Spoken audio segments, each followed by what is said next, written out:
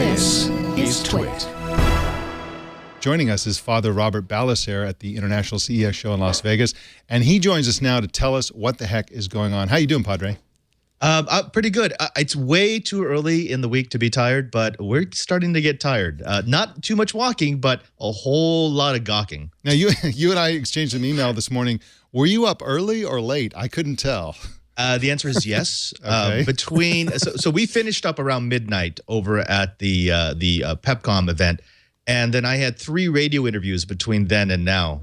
So I'm not really sure where I am, but I think it's in Vegas. Wow. With the flu. That is interesting, and you've seen a lot of amazing things, and we're going to talk about some of those.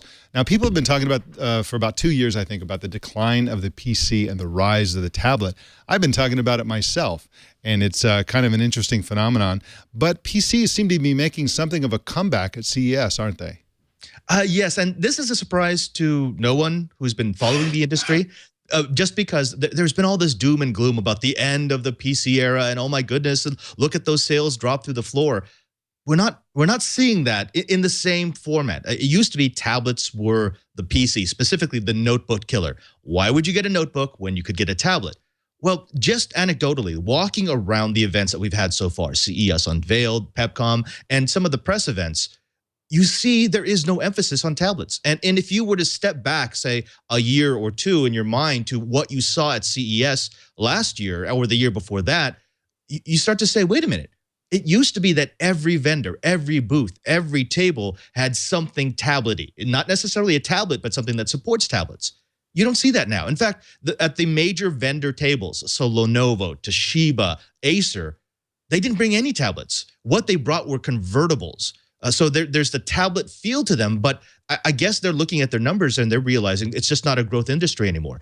People are looking at the devices that they carry, and they're saying, if I carry a phone that has a 5, 6, or maybe even an 8, there's a 9-inch phone coming at this event, CES today, then why do I need a tablet? I'd rather just have a notebook.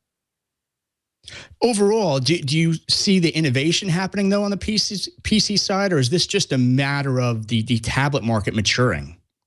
I think it's because the tablet market is maturing. People who want a tablet have a tablet. Tablets are well defined, but on the PC side, Surface actually is coming back. So Microsoft actually is making money. You're seeing that beyond Surface, these tablets that do Windows convertible, so that you can have a screen that plugs into a decent keyboard base.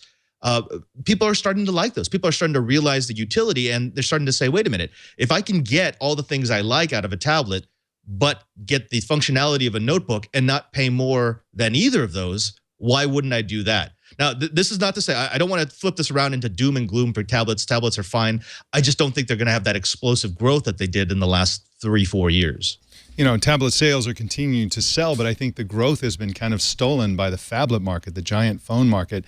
And, you know, you see a sharp rise from last year, well, to 2013 to 2014 in the adoption of phablets, big 5, 6-inch phones.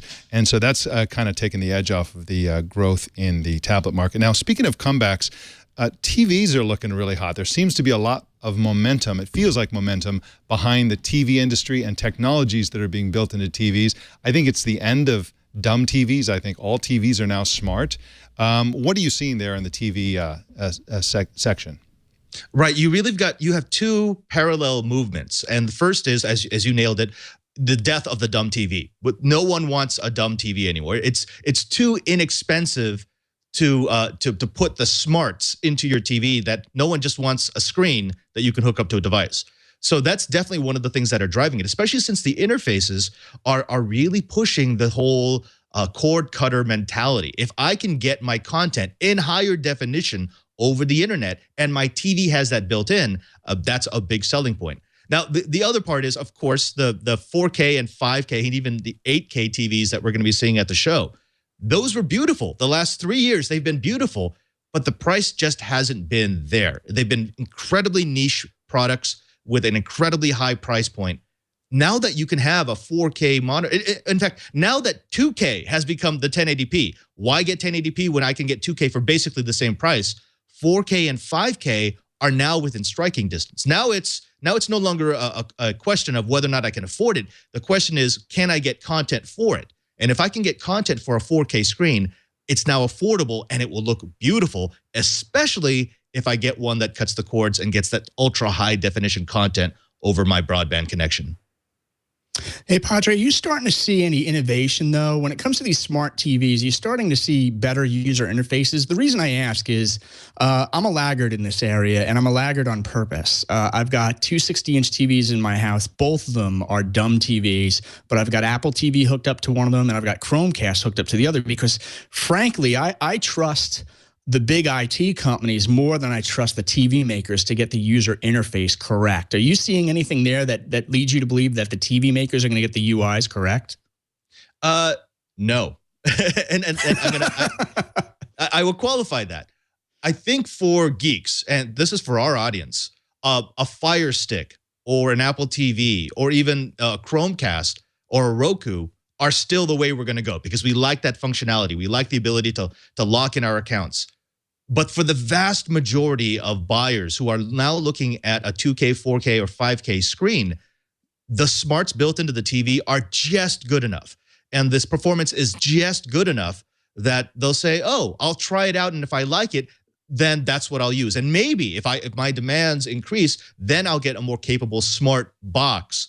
But yeah, I think the UI is not as important as the pervasiveness of the technology, that everyone knows that that TV you just bought can be plugged into the internet. Now, Padre, the CES and other technology shows have become car shows, which is really exciting, simply because cars have become consumer electronics products. What did you think of the Mercedes that they rolled out? It's a big concept self-driving car of the future. It looked pretty awesome to me, but what did you think of it? Let me just say, we've always had cars at CES, but probably the last 6 years, aside from a demonstration by Nissan for a self-driving car, I think they did that. I can't remember. It's been so long ago. The car segment of CES has been stereos and add-ons that are just ridiculous. It's nice to see innovation coming back. You've got BMW, you've got Mercedes, you've even got GM that has been getting into the game with some smart onboard electronics. And it's making a difference. Now, the Mercedes, funny story. We saw it last night as we were leaving the PepCom event, and the Mercedes people had surrounded the self-driving car with cars on either end. The street was blocked off. Imagine this, Las Vegas Boulevard northbound. It's 2 lanes. It's the Strip, so it's the busiest street in Las Vegas. And Mercedes somehow convinced the city to block off an entire lane just for their entourage.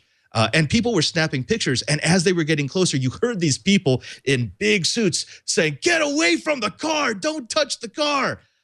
So that's kind of been my experience of the Mercedes self-driving car. When I took a look at it, it's beautiful. It's absolutely gorgeous. But right now, you really get a sense of its look, but don't touch. The technology is there, but we would prefer that no one actually put it to the test. I think that's actually Mercedes' new tagline. Mercedes.